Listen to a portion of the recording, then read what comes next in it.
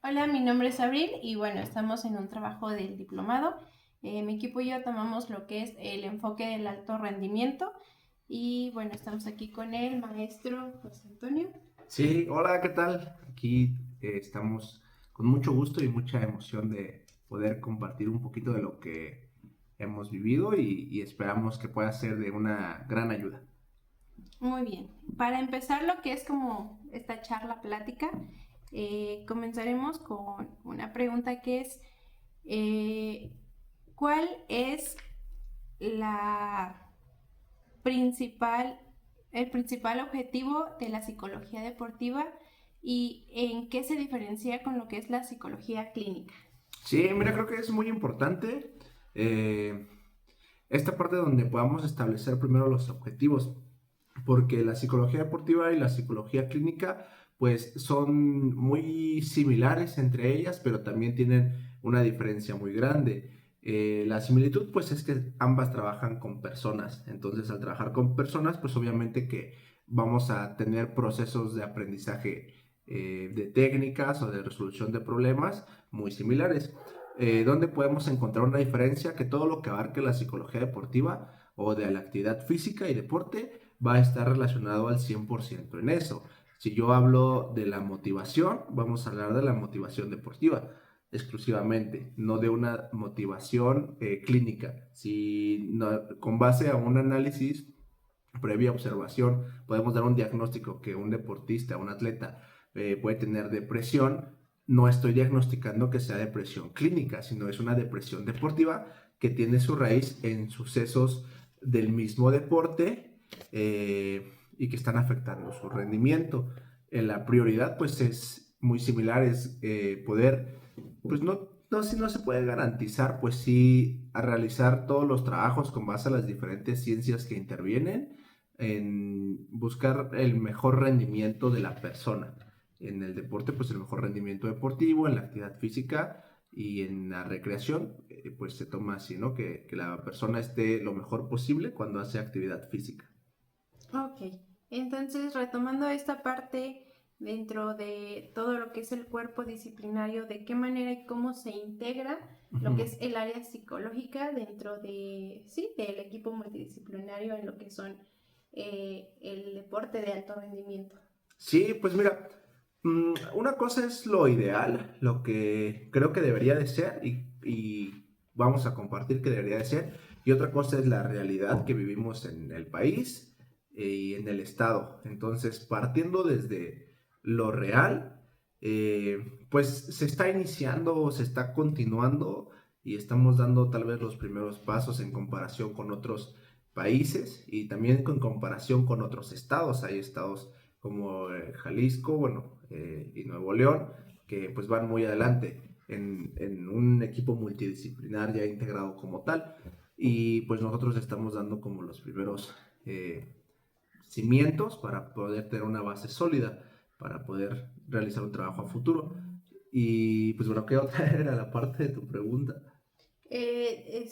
Pues, ¿de qué manera se integra Mm, la psicología? Aquí es muy importante porque la psicología deportiva, hablando del alto rendimiento, pues vas a tener incidencia tanto en el plan de entrenamiento, bueno, vas a estar relacionándote con el entrenador en el plan de entrenamiento. ¿A qué nos referimos a esto? A que tú no puedes trabajar como psicólogo deportivo motivación en la etapa competitiva si no la trabajaste antes. Entonces, con base a las diferentes etapas del plan de entrenamiento, y si tú estás en una etapa general, bueno, si el entrenador está en una etapa general y por ende el atleta, tú tienes que realizar tu trabajo acorde a estas etapas. No podemos tener como un desorden y estar trabajando el máximo punto de motivación óptimo y estás en un periodo de transición, porque pues ahí no nos sirve, o sea, no es funcional para la competencia y el deportista. Ok. Tenemos en cuenta pues que dentro de la psicología deportiva existen estas variables que son concentración, control de la ansiedad, autoconfianza, etcétera. A lo largo de su trayectoria, ¿qué es lo que usted puede identificar que son las variables que se trabajan más con ese tipo de deportistas que están en élite, en un alto rendimiento? Pues mira, creo que las que siempre vamos a encontrar y hablar de ellas es la motivación, también es el manejo de la ansiedad y del estrés, pero para poder hablar de que ya tenemos un deportista que ha pasado por la parte de iniciación, por el deporte competitivo y que estamos hablando del deporte de alto rendimiento donde se supone que ya cumple con un número, o bueno, no con un número, pero sí con un grupo de tanto capacidades físicas, cualidades y habilidades psicológicas. Lo que más podemos trabajar aquí es este diálogo interno, esta comunicación interna, porque ya es un poco más específica. Un chico que está iniciando en el deporte, pues tal vez lo primero que va a tener es motivación, el por qué lo llevan o por qué él está haciendo ese deporte en específico. Pero entre más especializado eres y entre más difícil es ya tu competencia, pues ya son cosas más profundas, donde si tú no tienes a cabo un diálogo interno, que es otra de las variables, donde si tu motivación no está bien estimulada, que son como las principales, tu manejo de estrés, tu ansiedad, si estamos hablando que pueden ser también como deportes de equipo y no tienes una buena cohesión de equipo y solo estás por tus objetivos individuales, pues también puede ser un punto que pues esté afectando el rendimiento individual y el colectivo. Ok, y bueno, obviamente que como todo proceso dentro del entrenamiento existe una planificación. Ujú. eh, ¿De qué manera lo sí lleva el proceso de la evaluación inicial? O sea, cómo, ¿Cuáles son como los pasos que ajá, tenemos que sí, hacer, no? cómo lo gestiona. Sí, pues mira, sería un error total el poderte compartir desde mi opinión y experiencia que existe un paso uno, un paso 2, un paso 3, un paso 4. Sí hay ciertas generalidades que se tienen que llevar a cabo, como pues lo primordial es una observación, pero ¿a qué voy con lo que te mencionaba anterior, que no puede haber como algo tan estricto?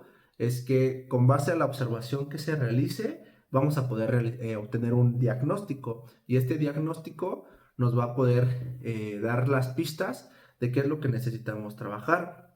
No es lo mismo trabajar con un nadador que está en etapa precompetitiva y que tú acabas de llegar a integrarte a ese equipo porque tienes mucho menos tiempo y tal vez necesitas una estrategia que te dé más hacia poder trabajar su motivación, porque es lo que más como que podemos notar una tendencia en competencia, que la motivación en un punto óptimo pues es altamente incidente. Pero si tú llegas en una etapa general y tienes mucho mayor tiempo, pues te puedes dar la oportunidad de trabajar algunas variables que puedan darle más estabilidad a un proyecto, que puedas hacer más sólido y que te dé más tiempo de poder desarrollar un atleta más completo. Ok. Y por ejemplo, dentro de lo que es pues el deporte de alto rendimiento, Ujú. eh, ¿cuál es el papel que juega el psicólogo deportivo dentro de lo que son las recuperaciones pues sí, de lesiones, Sí, normalmente que suelen ser a veces, pues de larga duración que suelen suceder? eh, bueno, que hemos sabido que son las que a veces son más complicadas para los propios atletas. sí. Pues mira, en el momento que estamos hablando de una lesión, pues se intervienen varios agentes del mundo deportivo. Una, si el principal tal vez es el atleta, ¿no? Que es quien lo vive, quién son sus objetivos. Pero también está sufriendo estas consecuencias su entrenador, su nutriólogo, la presión que pueda existir sobre el médico deportivo y sobre el fisioterapeuta si tenemos como que rehabilitarlo aunque sea una lesión de larga duración, pero su rehabilitación tiene que ser lo más óptima y pronta posible porque tiene una competencia en un año o un clasificatorio o- o esta competencia muy importante, pues va a existir un momento de tensión muy, muy grande. ¿Cuál sería la aportación principal?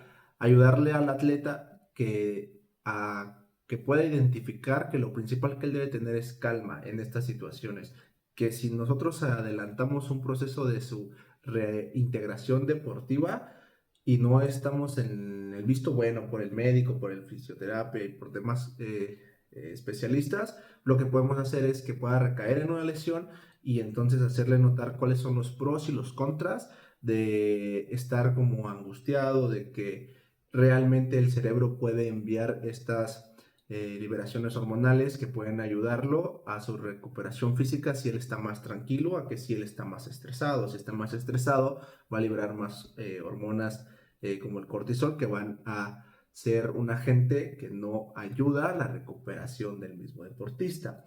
Entonces, cada vez que suceda una lesión, tenemos que recordarle al deportista cuáles son estos objetivos principales que él tiene y cómo podemos llegar a ellos, porque también tenemos que rehabilitarlo psicológicamente. Si podemos tomar el ejemplo de un boxeador que utiliza mucho, pues obviamente sus manos, una cosa es que él pueda estar funcional para el deporte físicamente, pero la otra es que él pueda estar funcional para el deporte psicológicamente. Puede ser que le dé miedo recibir un golpe o que le dé miedo dar un golpe porque le da inseguridad, y trabajar o nuevamente en su confianza y su autoestima de que él está en perfectas condiciones para dar un golpe deportivo, obviamente. Entonces, estas son algunas de las cosas que tenemos que tomar en cuenta, principalmente sus objetivos: darle calma, darle la atención necesaria y llevar a cabo un proceso y un programa de rehabilitación, además de la física, acompañarlo con rehabilitación psicológica.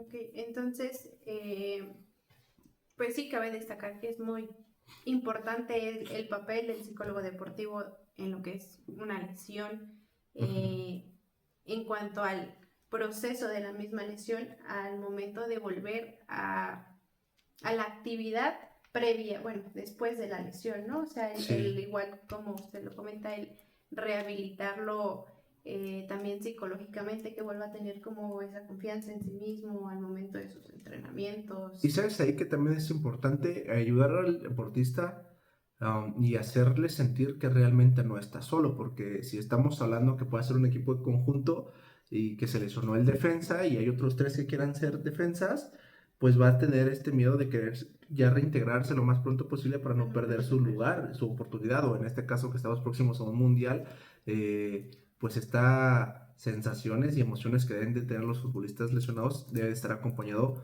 de un psicólogo deportivo para poderlos ayudar a una mejor rehabilitación y tener un programa de rehabilitación mental en una lesión deportiva.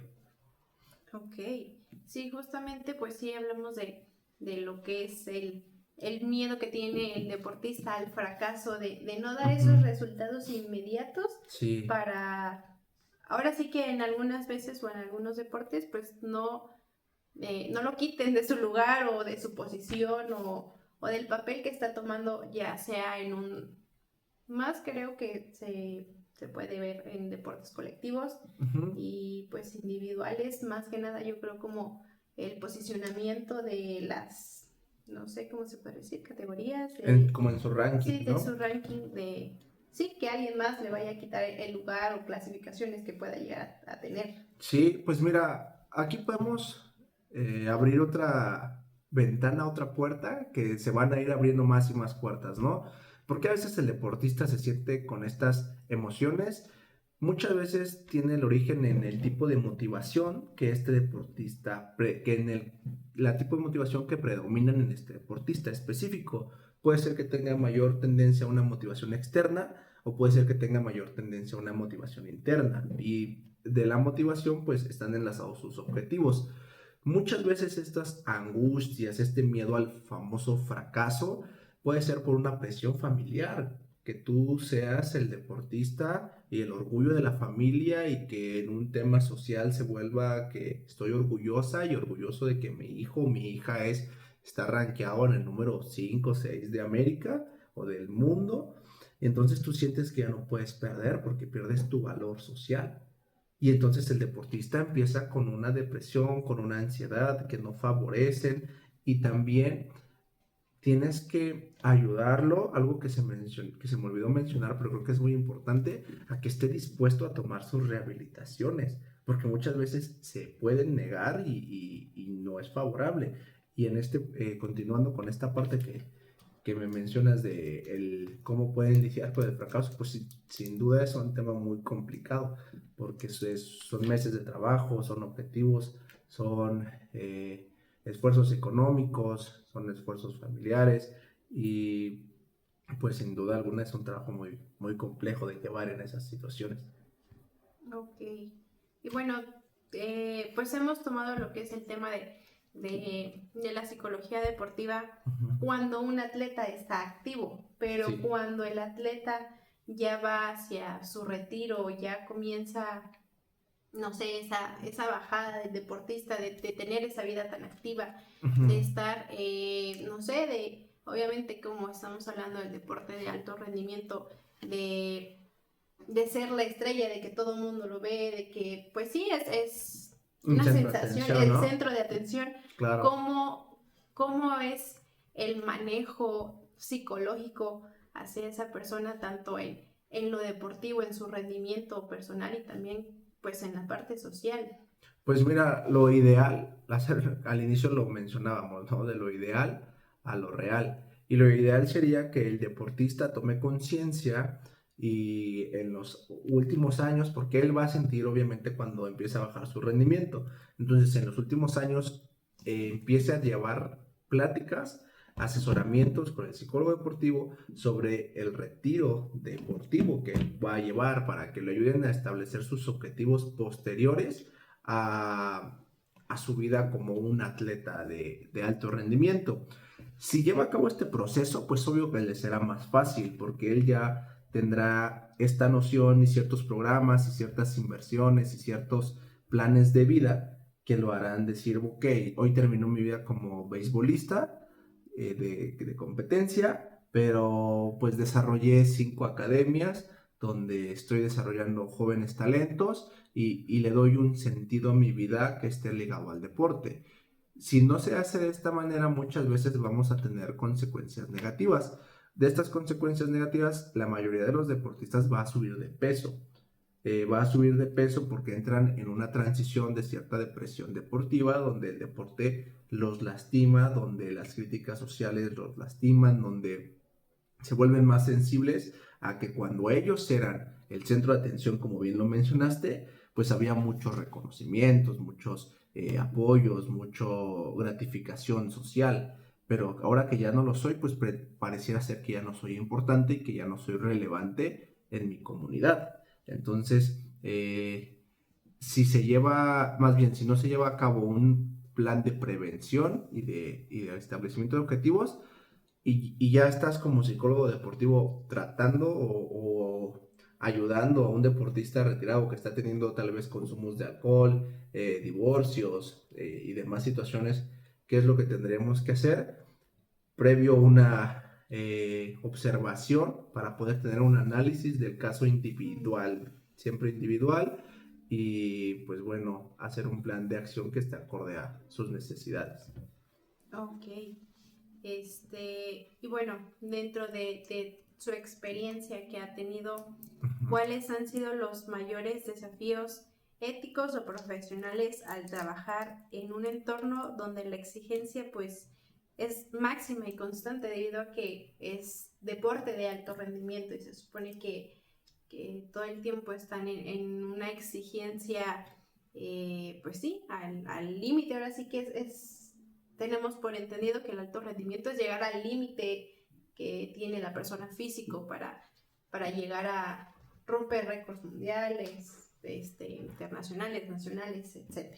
Sí, en manera, pues sí, personal sobre estas situaciones, lo que he identificado que es más complejo, cuando pasas tantas sesiones, tanto tiempo, tantos años o meses trabajando sobre el objetivo específico de un atleta, pues es seguirte manteniendo lo más centrado posible en que puedes hacer correcciones o puedes hacer análisis en el momento más adecuado, porque a veces te casas tanto con la idea de que un deportista va a mejorar su tiempo o va a ganar y no te estás dando cuenta que se está sobreentrenando y está teniendo una tendencia a lesionarse. Y a veces como si no logras tener esta capacidad de observar, puedes dejarte llevar por la inercia de todo, del entrenador y la exigencia del entrenador, del instituto, de quien sea sobre el deportista, y no poder ser esta voz de alerta, de calma. Sí, sobre todo de dar resultados, ¿no? De siempre Exacto. buscar tener los mejores lugares a toda costa. Justo, entonces recordamos que el punto principal de la psicología de la actividad física y deporte pues es buscar el mejor rendimiento de la persona. Si hay algo que esté afectando, que pueda afectar el rendimiento y la vida deportiva de esta persona, nuestro deber es mencionarlo para evitar que se lesione o evitar que algo desagradable le suceda. Qué interesante. Más o menos. Y bueno, tenemos, bueno, creo que no lo presentamos al momento del inicio. Una pregunta que ya es más personal hacia usted, ¿cuál fue el motivo de que usted estudió la psicología deportiva? Sí, pues mira, yo no tengo unas bases de psicología clínica. Yo tuve un proceso de formación como entrenador y ya en el trabajo día a día, en la realidad de nuestro deporte, pues te das cuenta que hay muchas carencias en otros ámbitos porque no existe esta profesionalización. Entonces, se tiene más una tendencia a un exceso de motivación, ¿no? Entonces tú de repente te encuentras presión de los papás que te dicen, es que ¿por qué no se obtuvieron resultados? Y tú pues hiciste lo mejor posible en tu planificación, pero hay factores que están fuera de esta ciencia. Y uno de estos es la importancia que tiene la preparación psicológica en el deportista, y pues decidí hacerlo lo mejor posible, estudiando una maestría en psicología deportiva. Y pues bueno, la verdad que el conocimiento que te da, el que puedas entender que a veces no es que no quieran entrenar o que no es que no quieran ganar, hay más cosas que interfieren en estos resultados, y que si los conoces o involucras más ciencias, pues seguro que harás mejor las cosas, y el motivo principal es poder hacerlo mejor para las personas, los chicos o atletas que pueda yo desarrollar. Y bueno, tomando esta parte que usted comentó acerca de los padres de familia, en su experiencia, ¿cuál podría decir que tiene cuál es la influencia que tienen los padres de familia en un deportista de este nivel? ¿Qué importancia tiene? ¿En qué cosas afecta? O sea, ¿qué tanto afecta los padres dentro del desarrollo del deportista de estos niveles? Pues mira, yo creo que si el padre no es capaz de identificar sus límites en las etapas formativas, lo que le va a generar al deportista es una dependencia de sus padres en las edades, bueno, ya en los altos niveles competitivos, y lo cual va a generar una falta del desarrollo de la autoconfianza y de un diálogo interno positivo, porque siempre va a buscar una aprobación externa del padre de familia. Entonces, la acción importante del padre de familia no solamente es cuando ya está en el alto rendimiento, porque la realidad es que no todos van a llegar al alto rendimiento, muy poco porcentaje llega a un alto rendimiento. Donde es el mayor porcentaje importante? En las edades formativas, donde le enseñen valores, donde en conjunto con el entrenador se muestre este respeto hacia el juez, hacia el entrenador, hacia los compañeros, donde se dé educación de casa, educación deportiva, y se transmitan estos valores deportivos. Porque, bueno, en mi experiencia yo trabajo con chicos que tienen discapacidad intelectual, que son competidores nacionales e internacionales, y ¿cuál es la principal dificultad aquí? Es que no permiten que ellos tengan una autonomía, una independencia. Obviamente la discapacidad intelectual tiene ciertas limitantes, pero son perfectamente capaces de ser funcionales. Entonces, ¿qué es lo que pasa? Que si no se permite que el atleta lo desarrolle, va a generar dependencia, muchas inseguridades y una falta de, pues sí, de poder desarrollar posteriormente la motivación, porque siempre va a depender de que una motivación externa lo ayude, y no puede desarrollar objetivos tan estables porque necesitan ser lo que papá o mamá quieren que sea.